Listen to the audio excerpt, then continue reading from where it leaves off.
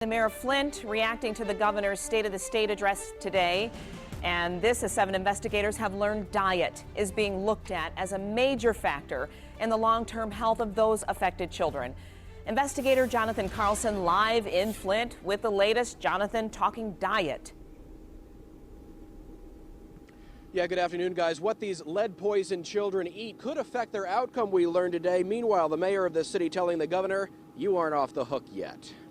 We know that. In Washington, Mayor Karen Weaver reacting to the governor's promises and apologies. The buck stops with the governor. It will be 2 years in April, and that's what we want to know. What took so long? Because it didn't take a scientist to tell us that brown water is not good. Trust was broken over a period of time, and you don't regain trust within a matter of seconds because a statement was made. So this is something that he's going to have to work on for a long, long time. Tell that to mothers like Tiffany Grant, her kids 4 and 5. They get tested Wednesday. For lead poisoning, that is. Lawyers representing some of those affected say doctors have approached them with evidence that what the children eat going forward could affect their long-term outlook.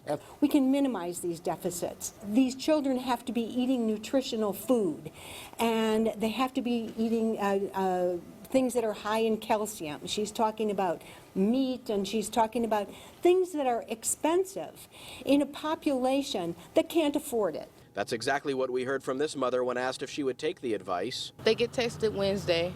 We're trying to see if they have any lead in them because we live right here where it's at.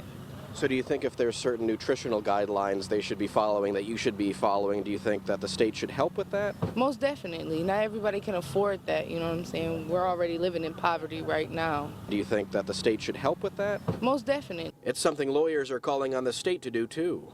The state will come in and say, we'll help you. We'll help you eat nutritious foods.